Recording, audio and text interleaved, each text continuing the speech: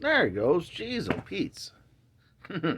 Anyway, guys, welcome back to Knife Mania. I know it's been a while. Been extremely busy. And that reflection off the window is okay. Anyway, now I can't see, but hopefully you guys can. Anyway, been extremely busy. Haven't made a video since I think like Christmas.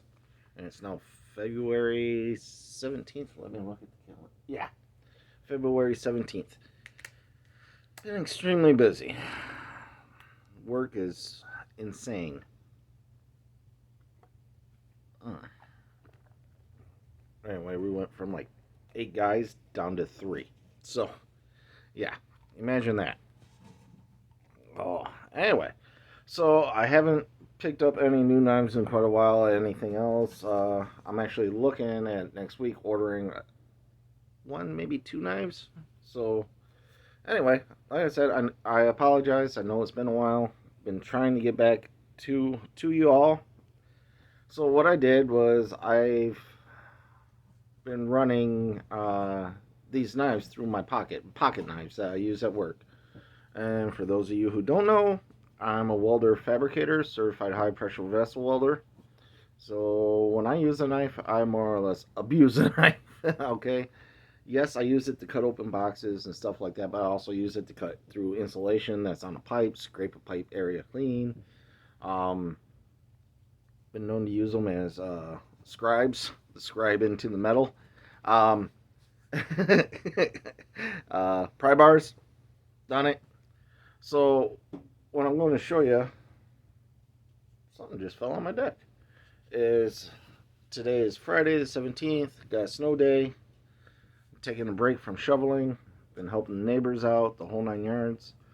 Uh, I figured I'd show you my 4 favorite pocket knives that I've been carrying anywhere from 2 years to, let's see here, July, about 6 months. 6 months to 2 years back. And these ones always find their way back in my pocket. Fair warning, Spyderco is not on this list. Unfortunately, their tips are just way too brittle for what I do for a living. Now, if you're just opening boxes and stuff like that, awesome. They're great for food prep knives. They are handy. They just, those tips on the Spydercos always break on me, even when I'm not abusing them. My last one, what was it? It was the Paramilitary 2, I think was my last Spyderco.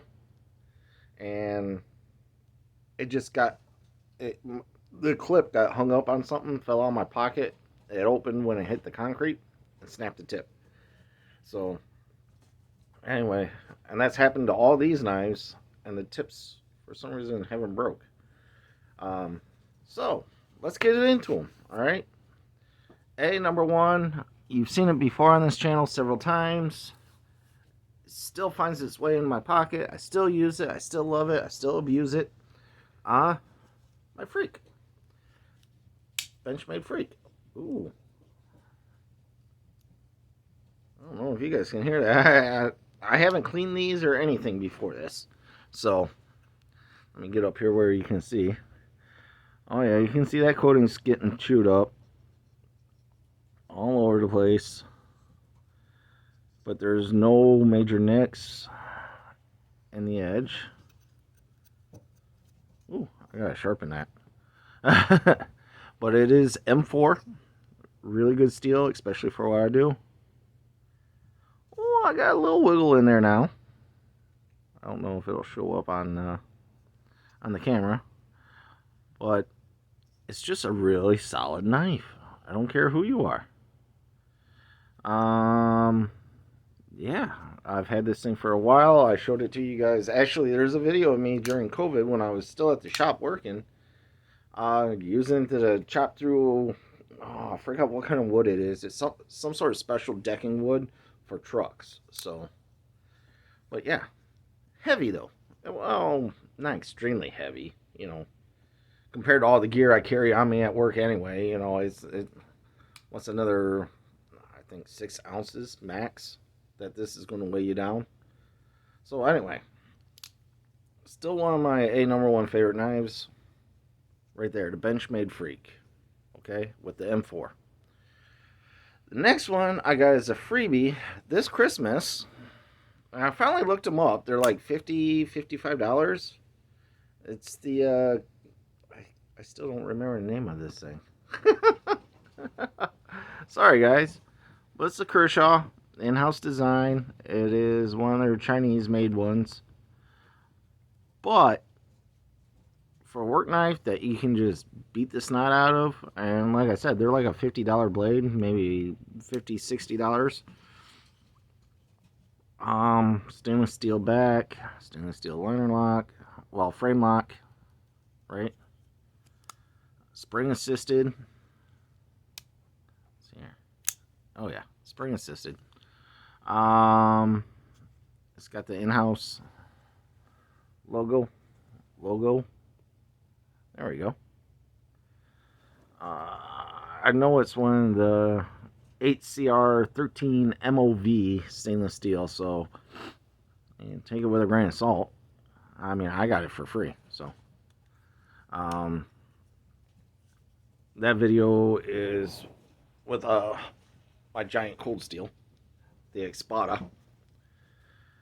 But this one definitely have to sharpen a lot more, especially compared to M4 steel, which is a given for you guys who know your knife steels. But I mean, I got no complaints with it. I can use it. I can choke up on it. Cutting wire, cutting through, like when my welding leads wear out, that thick rubber coating that goes around your cable, going around that, it works beautifully for that. I've had to use it to cut up lunch when you forget your utensils. Works for that. This thing is a box slayer. Again, you gotta sharpen it a lot more, but this thing is a box slayer because we get boxes in, you cut through the tape, and then you gotta cut up the cardboard to get it in the compressor, or compactor, not compressor. Learn how to talk, dummy. But, you know, for someone who's just everyday Joe Blow who wants a decent knife and you like this style of blade, hey man, go for it. You just have to sharpen it a lot more. Have no chips. Now I need my glasses again.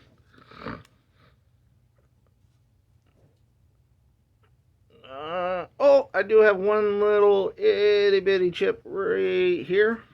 I don't think the camera will pick that up at all. And maybe. Oh yeah, you can see it. But that'll come out with sharpening. I mean, with how often you gotta sharpen this kind of steel, it'll come out. So I can't complain about that one. And if I lose it, or say I break it, or whatever, you know, I'm not going to, my feelings aren't going to get hurt. I think almost all these, I can't remember which ones have bearings and which ones are washers. So I'm not even going to comment on that. If you guys know, leave it in the comments, please. I probably mention it in other videos or whatever. This one still impresses the snot out of me. One of the knives I do plan on getting is the new 14. This is the 13 Kershaw launch. This one is US, aluminum scales, CPM 154 blade, and super lightweight. I mean, super lightweight, but awesome blade. I don't know how I have not torn up that tip yet. Not ain't gonna lie. Nice flat, very workable blade. I mean, this thing will do anything and everything you want it to do, basically, other than be a screwdriver. All right, and it's automatic. Ooh, I got all kinds of fuzz in there. It's pretty darn snappy. Now, this is the one I used when I reshingled my roof on my shed up north. this went right through all the shingles, everything else. All I did was take a little gasoline, wipe it down, get the tar off of it, and then resharpen it. I mean, I use and abuse my blades. I'm not going to sit here and lie to you. So, there's that one. Again, it's the Kershaw Launch Auto 13. Probably the coolest looking knife in my everyday carry circulation. So there's that one. Now the last one comes with a case. Never use it. Okay. It is, I think you can see the tag. It is my Hogue. Love this knife. Super lightweight. Actually, I think it's lighter than the Launch 13.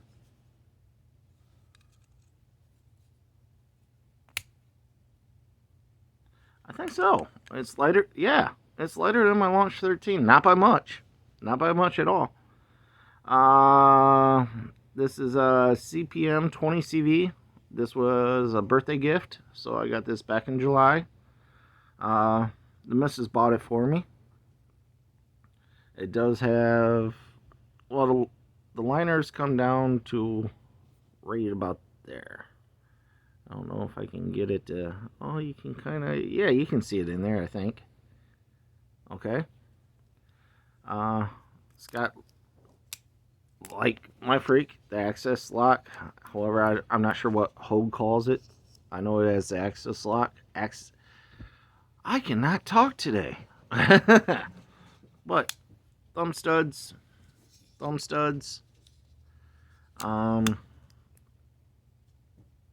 Yeah, the deka. I mean, what can I say? This is the Knife Center special. Okay, so they may not have them in stock, whatever. But even if you just get the deka, it's going to be a good knife. What else can I say about this thing? Has not let me down. No wiggle in it yet. Much thinner blade stock. I mean, let's see if I can get them lined up there. Wrong way, dummy. There you go. So it's about the same as my Launch, but a little bit thinner than the Kershaw, this Kershaw, and compared to that one, I wish there was an easier way to show you guys. There's about a millimeter difference in thickness between the Benchmade and the Hogue, and the Benchmade blade a lot longer. However, the Benchmade feels a lot better in the hand because it's got contoured scales. This one, not so much. It's pretty flat. But this is the one that I've been carrying here lately, just because of the lightweight. What else can I tell you about it? Coatings. I love a good black coating, but I'm thinking I'm going to start going towards a stone wash like this one. Scratches don't show up as much. I mean, obviously, if you're going to gouge your knife, you're going to gouge your knife and it's going to show. But little scratches don't show up so much. The wear and tear. Oh, there you go. Now you can really see it. I mean, it happens. I mean, I use my knives. It's going to happen.